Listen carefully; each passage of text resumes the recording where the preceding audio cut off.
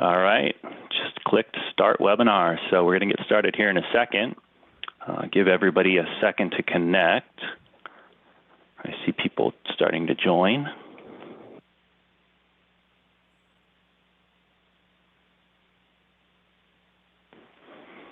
As you're joining, you'll notice I put up a poll question for you guys while you're waiting. What prompted you to join today's webinar? So please answer honestly. And we'll get started here just one moment.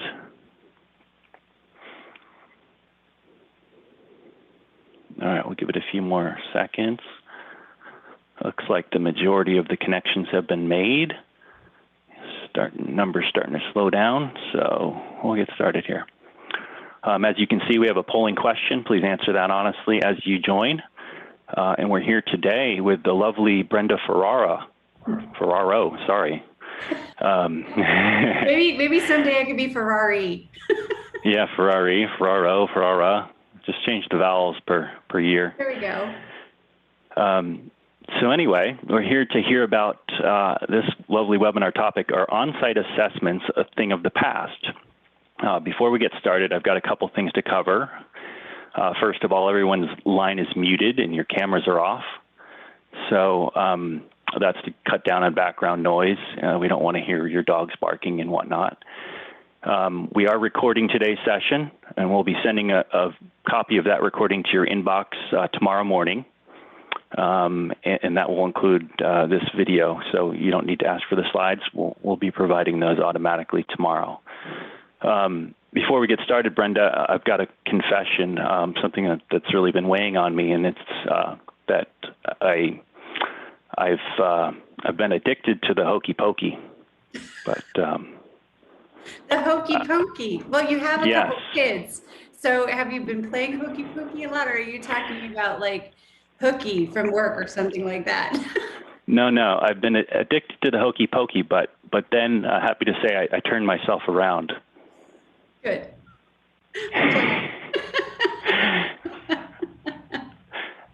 Sorry, I just wanted to see if I could get you to laugh. Is that like a children's joke that you had gotten from? It's like a total dad joke. Dad joke. So. I'm gonna have to tell my 7-year-old niece, because she comes up with jokes on her own, but that one I don't think she's brought to my attention. Yeah, you can make it a little quicker delivery than I did, but yeah, I'm addicted to the hokey pokey. I was addicted to the hokey pokey, but then I turned myself around. So I'll leave that one with you, but let's get started in the real content. So our on-site assessment's a thing of the past. I want this to be an interactive session, so we've got the chat function in Zoom. Hopefully you guys know how to use that, but just if you have questions along the way, we'll take them. I'll pop back on camera and we'll ask Brenda the questions. Use the Q&A section at the bottom. You're also welcome to use the chat. You've got side comments or questions as well. So with that, we'll let Brenda get started. I'm going to end this entry poll and close that down. But again, this is being recorded. We will take Q&A during the session, and we'll let you take it away, Brenda. All right, great. So normally with our sessions in the past, maybe 4 or 5 of them, we've been having a lot of polling questions to keep you engaged. So we're not going to have that as much. You'll have one at the beginning and one at the end. But do ask your questions throughout. We may or may not go the whole hour, but if we do, that means that there was a ton of content and questions that you wanted answered. And you've got me for an hour, so make sure that you use it wisely. So the topics for today, when I started thinking about our on-site visits, a thing of the past, I always say these days is that I really miss traveling and seeing people and doing assessments on site and making sure that we have the ability to look at every nook and cranny that we need to when security is of the utmost interest for us, as well as from the physical side, the financial side, the business side, and so on and so forth. But for the 5 things that when I started putting this deck together and wanted to make sure that I was bringing value to your time today, I put on my process mastery hat, and I thought about the programs and the processes that would have to change based on the fact that we've all been working from home. We're starting to get back into the offices. We really want to know what should we be doing with those validation exercises that we used to do on site that we couldn't for quite a long time. And then what happened to our policies? What are auditors going to be looking at? What will regulators need to see? And so these 5 topics came up to mind first. The first one was, as you would have noticed in the invite to this session, is how the virtual validation, or what we call the offsite or virtual assessment, work, and how could they fail? Because there are some ways that, of course, when you're creating a new program, you might have some speed bumps to go over or some hiccups to resolve. The scoping requirements could change as well. We used to do a lot of assessments on site that would cover everything. So it would be every single particular item that you were assessing a third party or a fourth party or an nth party on. And those take time. And so we'll talk about how long it used to take and how long it could be if you really hone in on scope. Now, the effectiveness really is all about, what kind of content are you gathering? Is there due diligence documents, evidence, questionnaires, threat monitoring? There's a whole boatload of information that we want to make sure that we're scoping appropriately. And we're doing not only yes, they have it or no, they don't, but applying testing protocols for effectiveness. True risk to me is something that I have sort of adopted in my taxonomy, because you could have inherent risk, residual risk, and true risk. True risk to me is making sure that you're taking all of the components of the intelligence and the questionnaire responses and your validation testing protocol outputs, and making sure that you're doing a holistic trust, verify, and validate risk perspective. And I just kind of encapsulated that with the word true risk. The on-site visits, we'll talk about, are they a thing of the past, or will they be coming back, and how will they be coming back in my perception? And of course, as we're growing through that journey, that could change, but I'll at least give you some insights on what I know, at least today. So we'll go ahead and get started with, what should you do immediately? What should you do short-term? And what should you do long-term with your program? As you think about program building, you always have people, process, and technology. And the way that I like to think about it is, you have talent, which is your people, you have techniques, which is your process, and you have tools, which could be the technology. With the talent that you have, everyone is able to learn a new skill. Well, most people. And so if you've got really good talent and they're able to pivot and change the way that they work, then it's really easy for you to make sure that they've got all of the capabilities and the techniques to adopt, along with the tools that you may use and have tweaked to have a virtual validation process. So I would honestly start with, what is your process or your techniques that you're using? What needs to be tweaked? So if you were going on site at one point and you can't anymore, what are the things that you need to change in order to make sure that you're still addressing all the vulnerabilities and the residual risks that need to be tested? And how are you looking at that content and documentation? Because you're not going to be in a room talking to someone and looking physically at things or at their systems. How can you do that virtually, and how can you do that safely? So that's the first thing that I would work on immediately. Focus on resilience, because you may not be wanting to assess or virtually validate all of the critical third parties that you had in your portfolio before. Sometimes people have about 30, or companies will have about 30 customers or vendors that need to be evaluated. And sometimes there's more. So if you're going through that process of determining who should be in scope for virtual validation, then that's one thing that you're going to want to look at. Revisit those priorities and goals. What exactly are you reviewing? Is it something that's important to today's threat landscape, or is it something that was important before we went through 2019? Identify your program adjustments, because there's going to be a workflow toggle switch that may need to be indicated within your platform or within your program that will say, if this is raised as a red flag, then it automatically becomes one of those companies that have to have virtual validation. And things like incidents might raise a red flag, where they then become part of the virtual validation if they were impacted. And then evaluate your technology needs, because things can be automated. And when those are automated, it helps to identify the true risk. Now, on a short-term basis, the critical third parties we talked about, who is that going to be? Updating your monitoring strategy. So in your threat monitoring, you may have already fine-tuned what's important to you to know about, since threat monitoring has a lot of information and you want to weed out the noise. So look at the different components based on maybe what key controls you have to make sure that you're looking at what's important to you and identify those notifications to get them more proactively than reactively. And then modify your internal and your external approach. Tell your vendors that you're going to be going through a uplift in your program to adjust to the fact that you can't visit on site. And here's what you're going to expect, and here's what we're going to need, and here's what the life cycle is going to look like.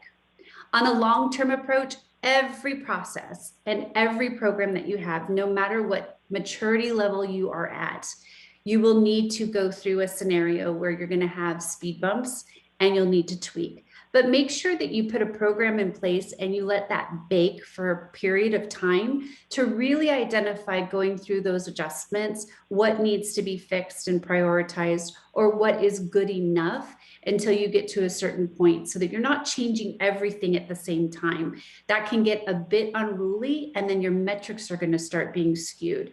So there's a methodical approach to process mastery, and you just want to take that into bite-sized chunks with a roadmap to say, here's what we're going to do this month, here's what we're going to do next month, and then fine-tune the third month and or after. The classification requirements, of course, you've probably already started doing this. So many people were looking at certain things that were addressing the threat environment of 2019. But we went through 2020 and we caught up now. And there are things like ransomware. There are things like supply chain, where there's complex supply chains that are breaking. So those are things that you're going to want to address and make sure that are in your classification requirements. You may be using the same ones that you had before, but adding a couple more. Also, you can discover flexible capabilities with, if you've got third parties or nth parties or suppliers that are not willing to participate in your programs, by using your standard questionnaires or your portals or your Excel documents, which I hope you're starting to moving away from, you can do a give me what you got approach. And normally from a validation perspective, you can use SOC 2 documents as long as they're 1 year fresh. And they also have the ability to give you a bridge document to say that it's shareable based on the engagement that you have with that nth party or supplier. It looks like we have a question, Peter, which is good news. We do. We have our first question. And again, reminder, if you guys have questions, use the Q&A function there in Zoom, and we'll interrupt Brenda throughout the presentation and we'll get to the questions. So first one came in and it says, it seems like what needs to be done to scrutinize your whole approach to controls. It seems like what needs to be done is to scrutinize your whole approach to controls validation, an effort that is probably long overdue in most organizations. And they're interested in your thoughts on that. Yeah, definitely. So with every program and with every process, you want to go over or through an overhaul process where you kind of look at the maturity of what you're doing, and then you turn that around and say, here's the things that we need to improve on. So yes, I would scrutinize what you have, but don't do it just once or because we went through a pandemic. Do it on a periodic basis so that you can keep up with it. And you use the external feeds of what's happening in the threat landscape to make those changes, or you use what's happening with a crisis management or some type of a pandemic to say, okay, well, we have a periodic approach that we do on a quarterly to every 6 month basis. But if we then have a situation where we have to completely pivot our program, then we're going to put that into the cycle as an ad hoc review and look at the things that are important. Like right now, software security is becoming so very important, where we haven't been doing the proper due diligence on defect management. And we're just now realizing that there are some, there's some executive orders that are coming out. The word wasn't coming to me quite quickly, but the executive orders that are coming out, and that's going to make us pivot there. Or we had CCPA that was coming forward, and that was something that we had to deal with. So keep it on a periodic review and scrutinize as will and as needed. Those enhanced reportings or reports that you get from your program can also help you to determine where your weakest links and vulnerabilities are. So for example, if you're running reports that are saying across your portfolio, there's a domain or an area that's very, very vulnerable, those kind of things can bubble up into your scrutiny to say, we really need to focus on this broader, because not only internally, but externally, we're feeling this, and it's making us vulnerable for our resilience as well. Did we have another one, Peter? We do. Just one more before we let you move on. So how long should it take to change a program to adopt the immediate, short, and long-term changes to address the virtual validation norm? So there are some very aggressive people that can do 1 month per each. Otherwise, sometimes it will take about 6 months. But from a process mastery perspective, I would highly recommend putting a 30 to 60 to 90-day plan together. And as you put that plan together, have very good milestone goals that you're reaching, so that you can say, okay, in this first 30 days, we're going to at least revisit our priorities and goals. We're going to evaluate our technology needs with a focus on resilience, and do that in 30 days. If you can't really identify the TPRM program adjustments quite yet, then that can flow over into the second month. But kind of take these checkmark items and then say, for 30 and 60 and 90 days, what can we get done without making it impact what we're doing on an operational level? And then to have maybe like a tiger team that can help you do that. Sometimes I would bring in some of our key stakeholders and we would talk about it together and make sure that we were all aligned with, here's where we're going and what we need to do with the program. So hopefully that was very helpful for you. Now, the on-site visits are moving from what we were used to, where we would test every control and it was very time consuming. And we would travel there, we would have travel and expense and labor hours that we would either have managed services do, or we would do ourselves. And frankly, I miss doing those because it gave me the opportunity to visit other countries. So hopefully that will open up very, very soon. But there was on-site logistics, like what are we going to look at? How are we going to look at it? Where are we going to be able to get access into? Do we have to have all of our credentials and our credit checks for ourselves personally to be able to do those things? We would review documents and evidence there. Not always would we review them here in our own shop or our four walls before we would go to the other facility, whether it was inner country or outer country. And there were scalable challenges because we were flying all over the place. And it was a bit subjective because every individual did have a template and a playbook to follow, but it was the brain that was making the decisions on the outputs. Whereas now we're moving to a more automated and templatized and prescriptive approach. So there's more efficiency and speed in the testing protocol. You can adopt the SCA from shared assessments and use that in the platform to map up to the risks of the questionnaires and the monitoring that you're doing from threat intelligence. The labor hours reduce because you're not necessarily having to travel, but then there's some other things that you have to take into effect. You have to have the ability to see physical security with GoPros or a laptop camera or some kind of capability, because you can't take away what your eyes see. But the virtual logistics of having a Zoom meeting and making sure that you have a clean room of documents, or what is it that you can see versus you can't.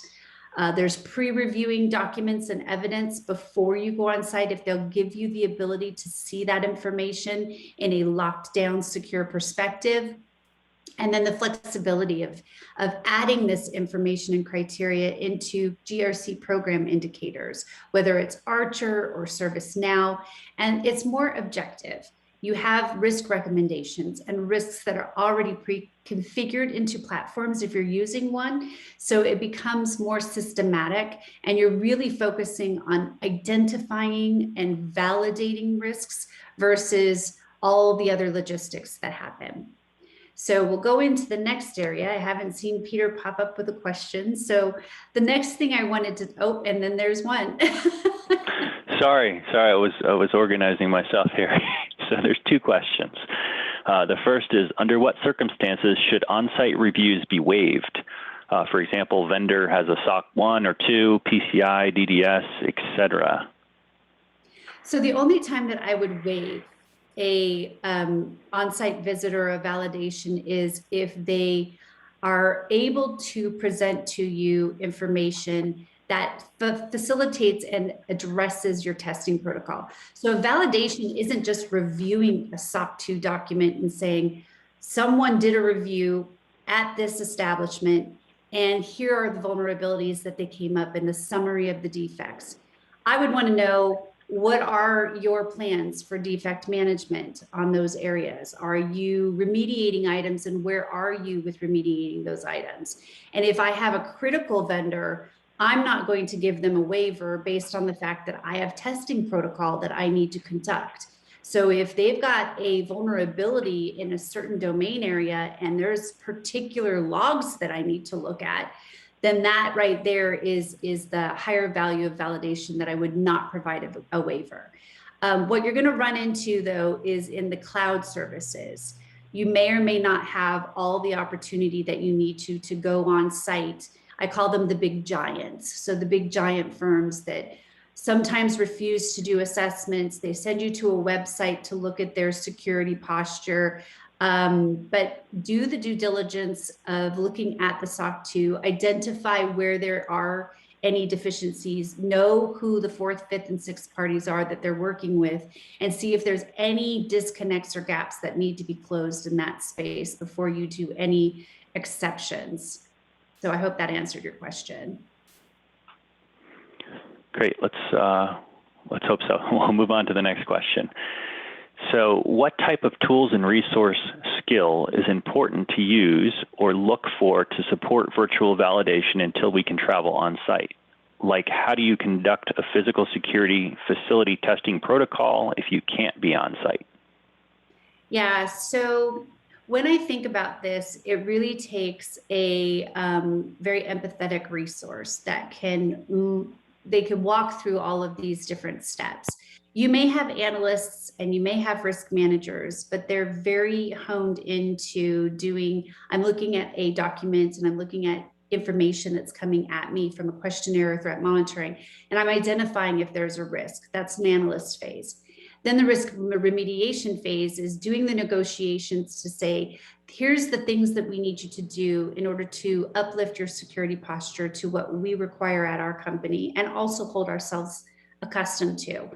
And those individuals have the ability to track and manage and monitor those remediations to closure. And sometimes the business units help with that as well.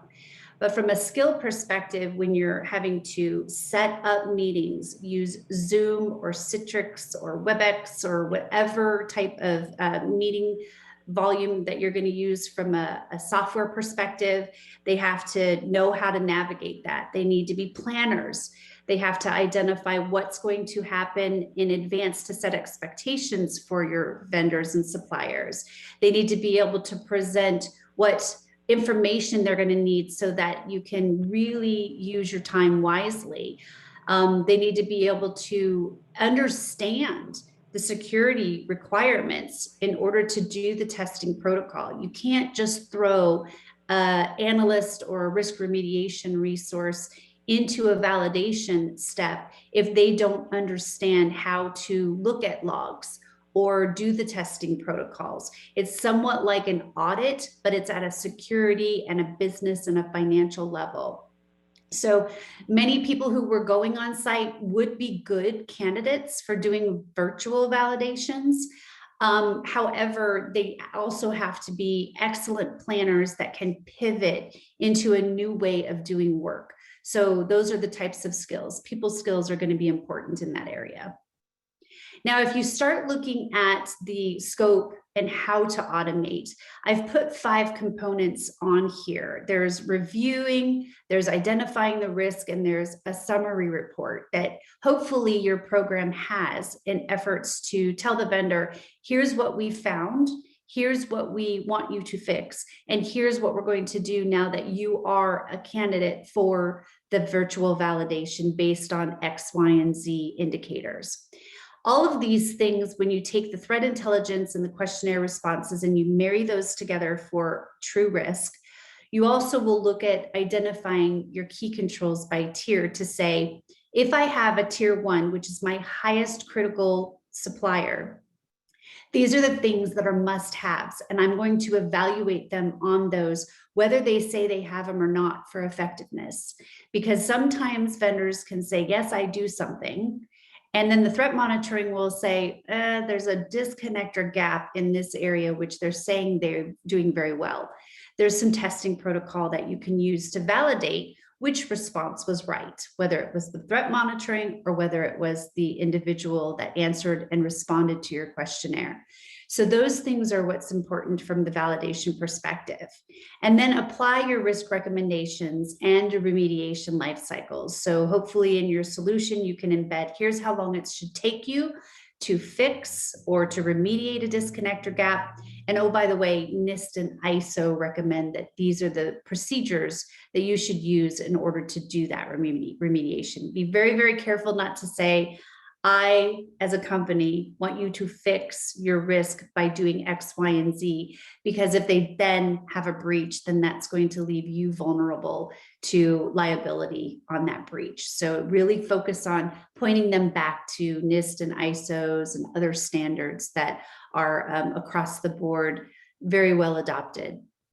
And then distribute initial risk summary reports and use that as a scope documentation. So if I find risks that come in from a platform or from my assessment, then I'm going to say these risks, whether they're high or critical, are going to be the things that we are going to go through.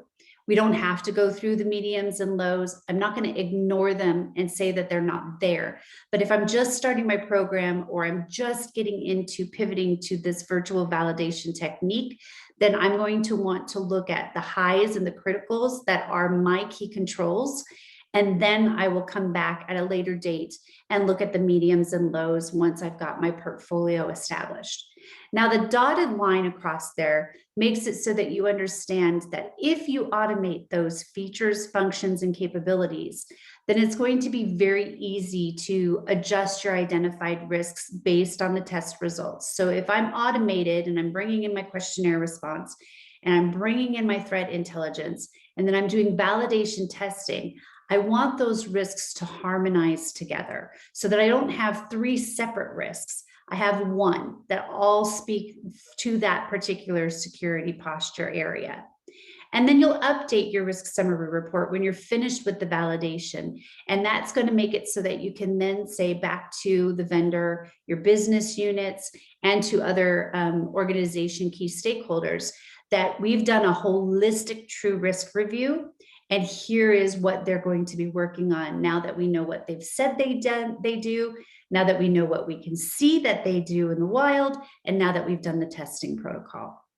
Now, the continuous evaluation is something that people talk about. Continuous monitoring, that's threat intelligence, looking at it all the time, seeing triggers, having events tell you what's going on. That's great. But continuous evaluation is more with regards to you have received notification that a risk has been remediated. And that's great. Don't let that sit on the shelf. Go ahead and look at it, make sure you validate that it's completed to your expectations. And then you can either tell them, I'm sorry, there's a little bit more work that you have to do, or thank you so very much. We are good to go on this one. And guess what? Your security score on an overall perspective has increased to a better state. So we really appreciate that. Everything's good to go. I know you're working on a couple other things, or there's nothing else for you to do. Just keep up the good work, and then make sure that you're building that relationship with them. And then verify, validate anything that comes in that's a notification of a closure, and either escalate or close the risk. And we just talked about that. Any questions yet so far, Peter? Yes. Let's see, there's 4 questions now. So let's go, we'll do 2 questions now, and we're going to hold the rest for the end of the presentation. So the first one that came in was, When these larger firms, as you mentioned, point you towards a website / canned responses, what should be done as it pertains to risk domains not covered within those documents or SOC 2? For example, environmental, geopolitical, reputational risk, etc. Yeah, so for that perspective, you can run a reputational risk report on them. So if you're not getting information from their website, there are techniques and tools. Prevalent has one, for example, that you can do reputational risk capabilities and run reports on them so that you do have that information. And of course, that will be helpful. Hopefully that answers your question. If not, let Peter know. He can reach back out to me, and we can also get you set up with looking at what that report looks like. And next question, are there any TPRM specific regulations or guidelines that require on-site reviews, or is it simply based on the level of risk criticality of the vendor? So there are regulations. I'm not going to name all of them. We could probably get that individual or anyone who's interested the awareness of which ones require it. But more and more, they're coming to fruition where you can't just believe or trust what you're receiving. You have to do validation on those critical resources. And the critical ones are picked by you. It's not always picked by a regulator. But it definitely is something that you need to look into, that if you are a regulated organization, there is most likely a section that tells you how far and how broad you need to go with your assessments. All right, for scoping requirements, we talked about true risk. This is just another way to look at it, that if you take threat monitoring plus your questionnaire responses, and I took threat monitoring and just made an acronym because who doesn't do that? So your TM risk and your questionnaire response risk, your QR risk, that then becomes your true risk because it's harmonized together. And that in and of itself can become your in-scope vulnerability for what you need to do testing protocol on for your virtual assessments. And of course, there's different phases of your process life cycle, which is assess, analyze and verify, and then validate. Now, when I am talking about analyzing and verification, you still will look at documents. Oh, I hear some static. Not sure, Peter, what that is. When you analyze and verify, you may have some embedded risk recommendations. You might have some documents that you're reviewing, but viewing a document on your own isn't going to make it so that they're effective. Or effectively controlling that posture for your security and or for the domain area. So that's why I'm saying that's just verification. Validation really happens when you're looking at relevant information that needs to be tested and it has specific protocol of what you need to look at. And then it bumps back into the risk that's been identified for in scope. So it's a validation of that risk. All right. So relevant content to identify risk. If you've been on a couple of my webinars, this is one slide that I've used before, but I thought it was really important to bring back to you again. And it really shows you all of the different content that will help you to identify what risk is pertinent by engagement. So you need to have normalized risk. You need to repurpose various responses to adopt continuous evaluation. You should correlate your questionnaires with your threat intel. You have engage your other departments, share information with them, because what may be a risk to your department may be a segmented risk to another department. For example, procurement. Procurement looks at things a little bit differently for contract and pre-contract. And then this IT department looks at it different, and the ESG for some of the global perspective. Those areas are also being looked at differently. So kind of coordinate that scrutiny that we talked about before in making sure that you're looking at a cohesive look of all of the risk. Now, from on-site to virtual validation, here is what you can use to build your program. So what kind of questionnaire adjustments do you need to make, to what document requirements should be determined appropriate, to what happens during virtual collaboration, and what kind of things need to occur in the risk management. So without going into detail of all of these different things, this is something like you can just throw a dart at and say, these are the things we're going to work on. But if you are able to address all of them, then you're going to be sitting quite pretty when it comes to changing and pivoting to virtual validations as you're waiting for on-site capabilities to open up again. Right now, we're not able to go on site, but soon, or hopefully near in the future, we'll be able to do that again. So just keeping in mind that each of these would have sub-processes or protocols or playbooks underneath them, but it gives you a high-level identifier of what you could or may want to think about when you're building your new program. Now, what works well? I did say at the beginning we would talk about what failed, but we'll talk about what works well first. It really helps if you identify your critical third parties and you readjust those based on what is your resilience factor. Update your monitoring strategy to tell you what is important, to weed out all the noise. Modify your business processes to make sure they understand what you're going to be doing from a validation perspective, as well as telling your vendor community or your supplier community. Create classification requirements that may need to be adjusted. You might be just adding some, or you might be taking some out. Implement assurance portals and repositories. This is important for companies that have a fear of sharing information or a protocol that tells them that they cannot. So find out from them, what are you able to share and how, and then make sure that that fits well within your guidelines. You also can change risks for vendors and suppliers that don't comply with being forthright and forthcoming with their content.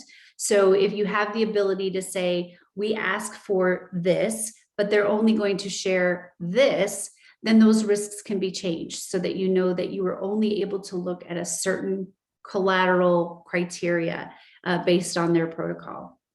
And then independent control testing. You can use SOC reports, but you also have the SCA, and you may even have your own testing protocol that you use internally that you would want to apply externally. So really think about it like this. If you're doing something within your company and you're holding yourself to a standard, that standard needs to apply to who you're working with in your supply and outsourcing chain and your vendor management portfolio. And then focus on resiliency and operation. We used to focus on everything, basically saying, if you're going to work with us, I need to know all the kitchen sink of everything that you do. Now we're focusing on what vulnerability items could really impact us so that we can focus on those, knowing that we may go back to them and do some type of testing protocol on other things that crop up as we progress down this journey of doing things new ways. The other thing that you can do, we'll talk about what doesn't work well. Having all of these virtual on-sites and not combining them together. So I know companies will do a great job and say, okay, on these dates, we are going to do virtual validation exercises with our premier accounts that we're working with as we are the vendor or supplier or outsource to your company. So if there are a lot of people that are coming at you from companies that are saying, I need to do an on-site visit or a virtual assessment, try to combine those into an event. And it really saves a lot of time so that they're all seeing the presentation at the same time. They're all looking at the logs at the same time. They're all identifying what vulnerabilities may or may not be proven. And then once that happens, you're able to do breakout sessions and have people come and ask additional questions if they need to. So think of it like an event. It does take a little bit of a lift, but it's something that can be very, very efficient for your organizations to start using.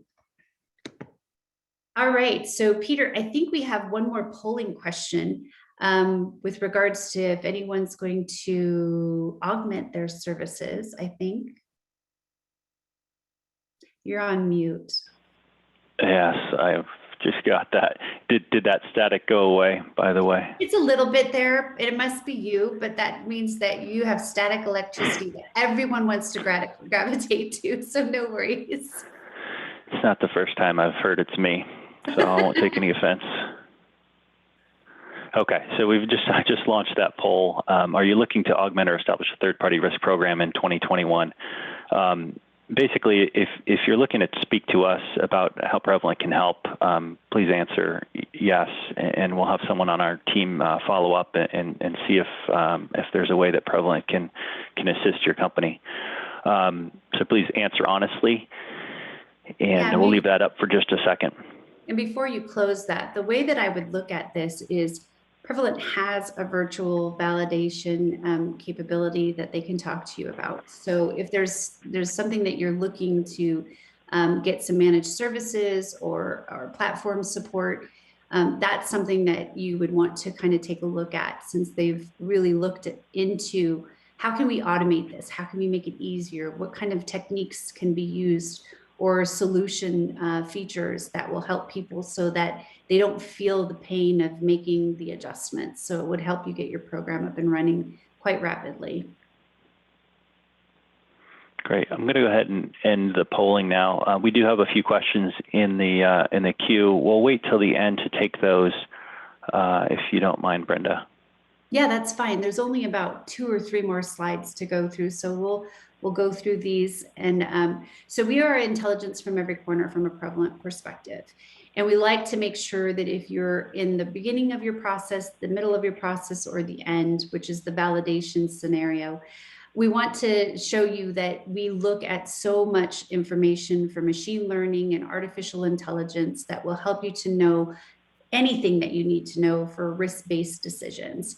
So this is just a very quick snapshot of all of the things that Prevalent has that can be utilized for your capabilities of maturing your program, even to the effect of doing maturity assessments on where you are with your process and how we can help you with that. So we like to think about not only just a technology that helps you, but the people that can help you, the processes that you can do internally and externally. Sometimes I'll get on a phone with a company and talk to them about their strategy, and their strategy will be asking me questions about how can I use an escalation process with my GRC tool based on what we're finding out from our assessments and our residual risks. So there's always chances and opportunities for you to hone in on our talent as well. And then we are a Gartner leader in the 2020 Magic Quadrant.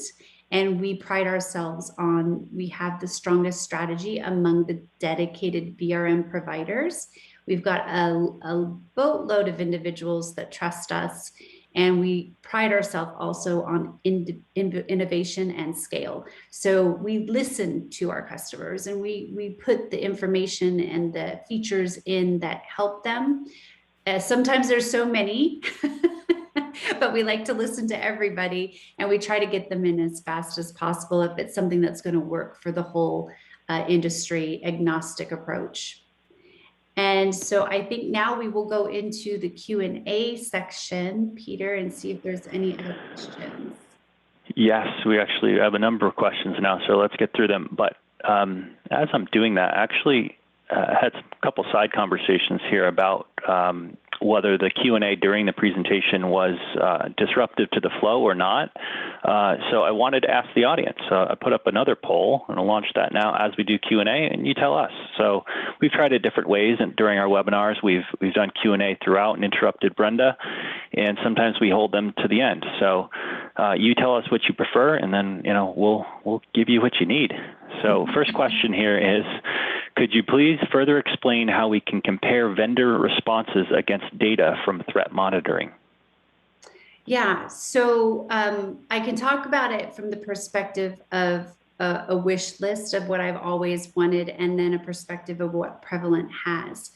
So from a mapping perspective, you can have, maybe it's a SIG-Lite or a prevalent control framework or a healthcare questionnaire, and map the threat intelligence to those certain questions. There's a way of doing that, so it's associated.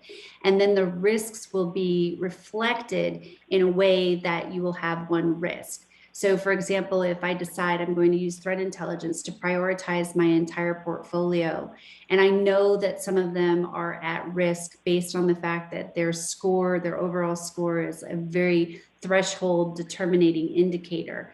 And then from a questionnaire perspective, I want those answers to marry and mirror into what I'm seeing in the threat intelligence, or vice versa. You could do it the other opposite direction, questionnaire and then threat intel as well.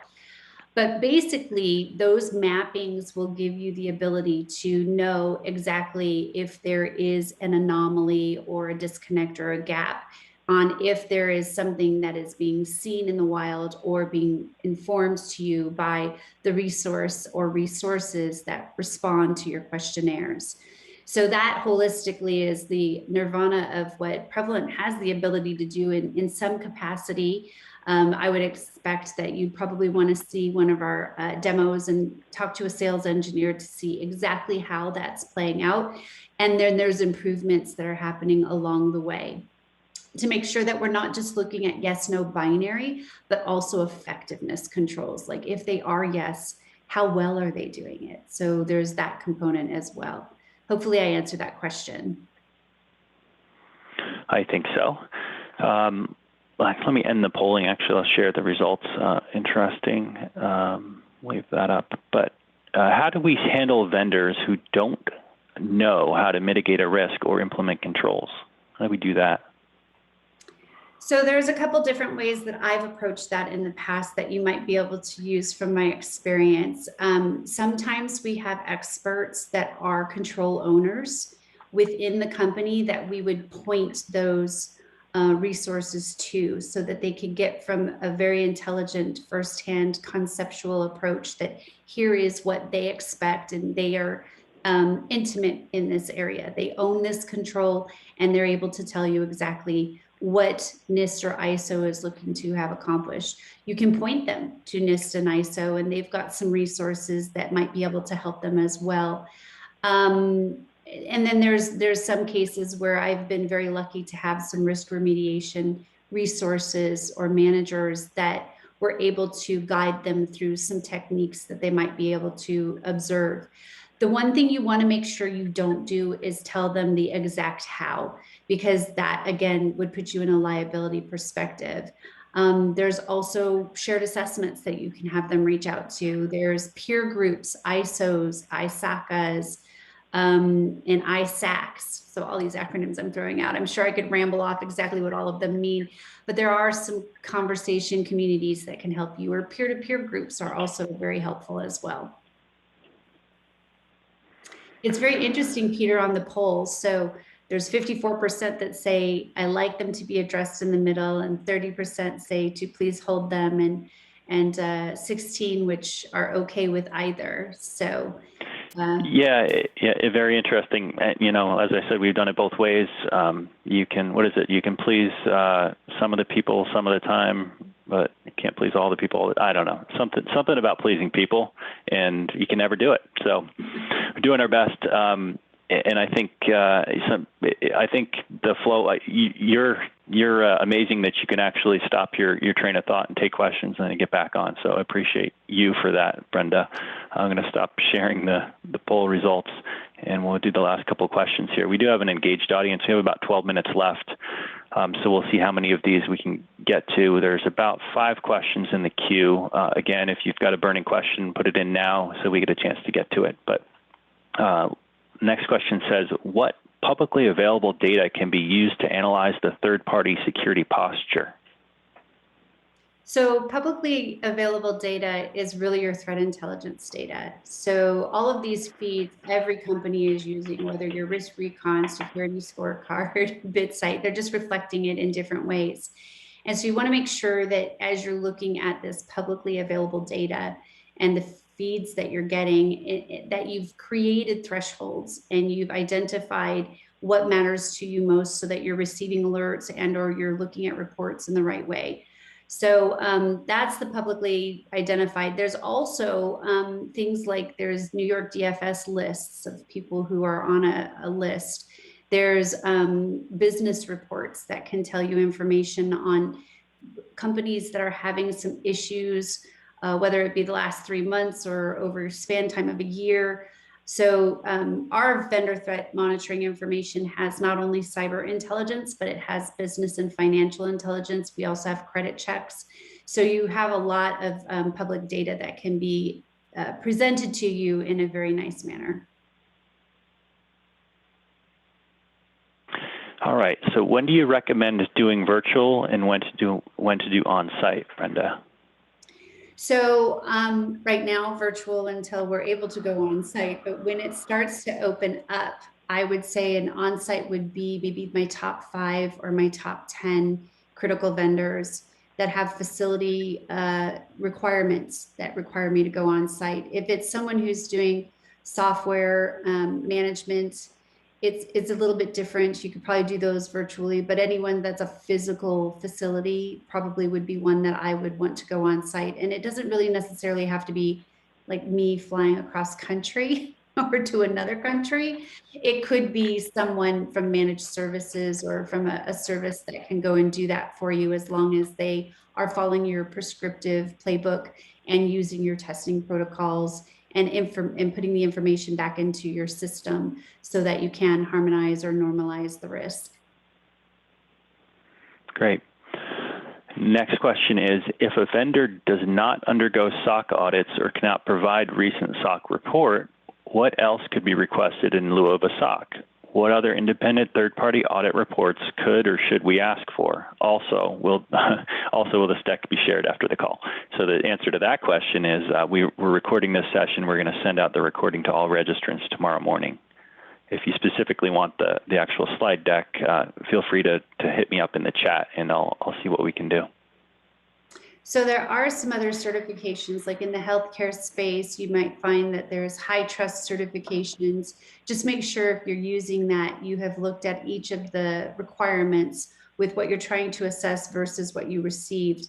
If they're not filling out a SOC 2 and they don't have like a high trust or an independent security document, maybe even an ISO review or certification in that perspective, there's a boatload of them out there. We could probably pull a list for you, but I would highly recommend that if you have a critical vendor that's providing you certifications, that you're reviewing those to your key controls and making sure that they are effectively tested in a manner of which you will know that if you were to walk on site and or do a virtual assessment, that the content that you're receiving is exactly what you need to have at your fingertips.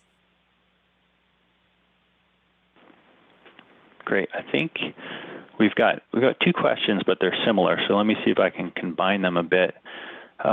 Many companies create a correct culmination of content into a Word document to reflect risk information. What can be used to automate the risk report? And then the other question says, can you address the benefits of automating in facilitating the process? So very similar questions. So maybe you can talk a little bit about automation.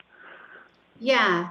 So the risk report it can be automated, and basically it takes all the risk information, and then you have the filter capability to say, I want to see the high and the critical risks, or I want to have comments included, or I don't, or I want to show that a risk recommendation is applied, or I don't, or there's a way of making that within a platform. Prevalent does have that. So I would recommend that you get a demo or some information on the risk summary report, and we call it an executive risk summary report. And we share that with the vendors, the suppliers, the outsourcers. We share it internally with the business units, and we use it as an escalation component so that if someone wants to see what is being worked on, auditors and legal also look at that as well.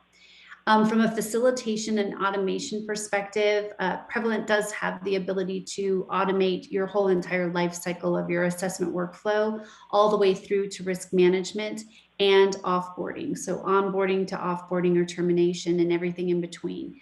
And using portals and capability platforms like ours, you would have the ability to do those automating techniques, where right now, if you're putting things together in a document, it does take a lot of time. I was there. I believe me, I know what it feels like back in 2013, 2014, and having to put all that information together in a Word document is a time absorber, I'll call it. There's other words I could probably use for it, but if you have an automated solution that's taking into account all of the different things that you need to culminate together and then presenting it to you in a report and or a dashboard, that's exactly the direction that you should be going. Awesome. Well, that looks like it for questions. We had a very engaged audience, so we always appreciate that. I think you struck a chord with this topic, Brenda, and thank you as always. Looking forward to your next webinar. If there are any follow-up questions, our general email address is there on the screen. If you have any questions for Brenda directly, info@prevalent.net. We do look at all the emails into that address, so please use it. And appreciate everyone joining today. Appreciate you, Brenda, and everyone have a good remainder of your day. I will send out the slide deck to those of you who have sent me chats. Thanks, Peter. Thanks, everyone, for joining. Bye. Bye-bye.